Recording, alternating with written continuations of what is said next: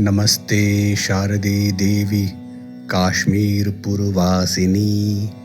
त्वामहं प्रार्थये नित्यं विद्यादानं च देहि मे।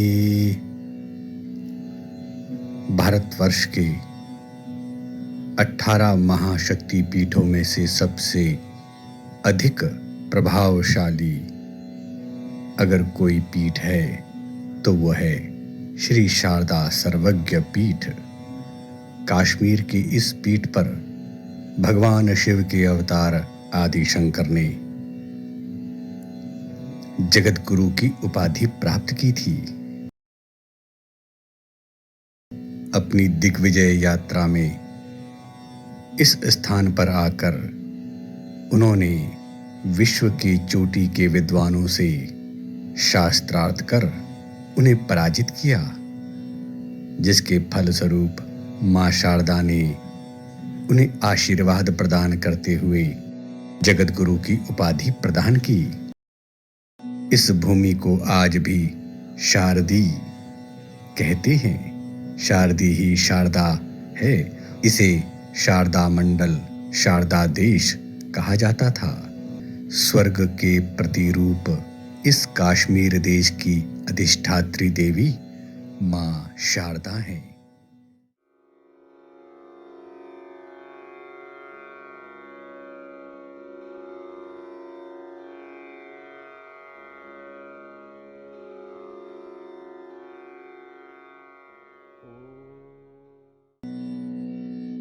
नीलम घाटी कहें या किशनगंगा घाटी, आज इस महाशक्ति पीठ के अब केवल भग्नावशेष ही बचे हैं। कल्हड़ ने अपनी राजतरंगिणी में लिखा है कि हिंदू सम्राट महाराजा ललित्यादित्य ने यहाँ पर शारदा विश्वविद्यालय की स्थापना की। विश्व भर से विद्यार्थी यहाँ आकर वैदिक दर्शन और विज्ञान का अध्ययन करते थे। भगवान शिव के 28वें अवतार के रूप में आदि शंकर ने कलयुग की अपनी लीला में यहीं पर जगत गुरु की उपाधि प्राप्त की। द्वारका पीठ, दक्षिण में श्रृंगेरी पीठ, पूर्व में गोवर्धन पीठ और उत्तर में ज्योतिर्पीठ। आदि शंकर ने अपने 4 शिष्यों को वहां पर आचार्य नियुक्त किया। मां शारदा की ही अनुकृति भारत के चारों कोनों में विद्यमान है। नीलमत पुराण के अनुसार इस शारदा तीर्थ में जो व्यक्ति स्नान करता है वह 1 सहस्र गौदान का फल प्राप्त करता है।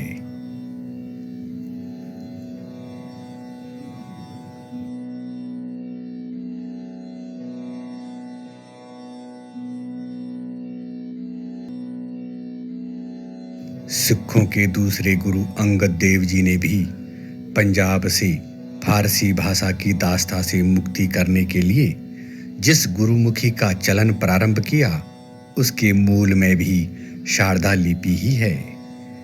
7वीं सदी के चीनी यात्री हेनसांग ने भी इस शारदा सर्वज्ञ पीठ का भ्रमण किया और जिसकी प्रशंसा में उसने लिखा कि प्रतिवर्ष लाखों की संख्या में हिंदू तीर्थयात्री और धर्माचार्य, संत, साधु लोग इस पीठ पर आकर मां शारदा के दर्शन करते थे।